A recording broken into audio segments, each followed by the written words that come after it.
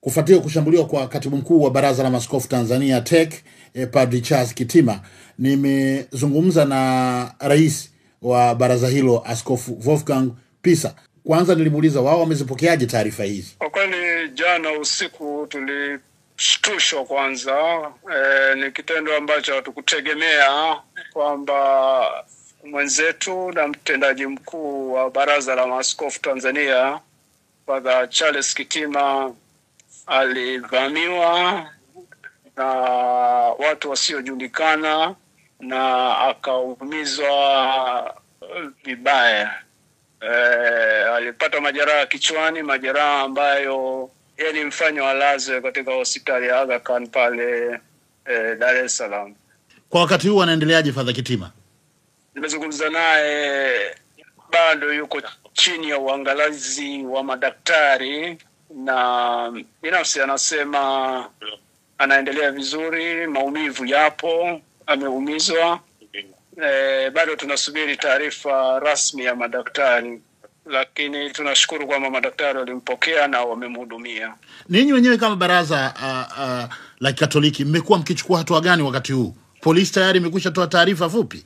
Polisi imetoa taarifa, tumeiona. Kwanza tangu jana usiku tulikuwa na mawasiliano na serikali na hata vyombo vya hasa polisi wenyewe, IP na wengine wametoa taarifa. Tumeona statement yao, ingawa binafsi mimi naona ile statement kama ina upotoshwaji kwa jinsi walivyoiandika.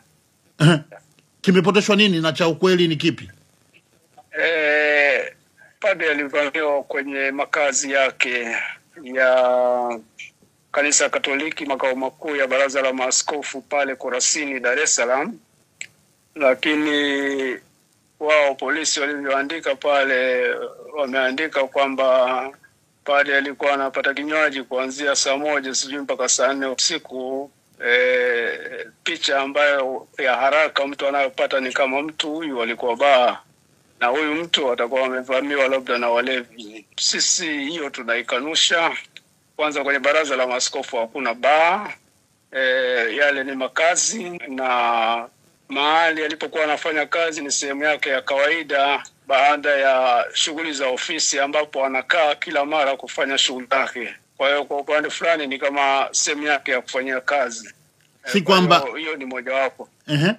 Kwa hiyo kusema kwamba alikuwa anapata kinywaji ni kama mtu ambaye alikuwa baa. Hakuna baa pale kwenye Baraza la Maaskofu. Kwa hiyo hilo mimi ningesema ni upotoshwaji wa hali ya juu na nisingetegemea pia chombo cha usalama kitoe statement kama ile kwa umma, kueleza ambacho watu wanategemea kwamba ieleze kitu cha ufasaha cha ukweli, ambapo kila mtu anategemea kuanzia tu pale mwanzoni.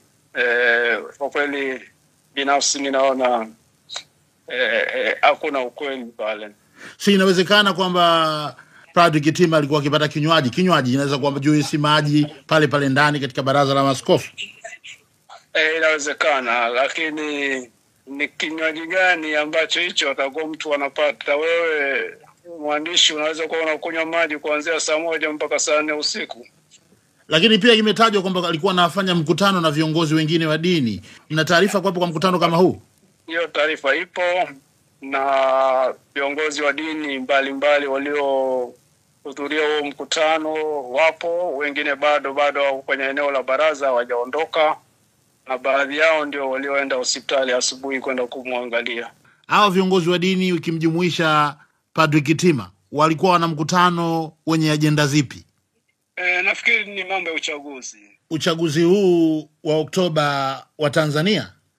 Hali ya siasa, kitu agenda ilitolewa. Mimi sina ile email, nina copy ya email. Kama hali ya siasa nchi yetu, title yake ipo ya. Ni kitu kilichojadiliwa, kwa hiyo sio vigumu kuipata. Ni madhehebu gani ya dini Tanzania? Unaweza kupata hizo taarifa kutoka kwenye ofisi zetu, lakini mara nyingi mikutano kama hiyo inahusisha TEC, alafu CCT na BAKWATA.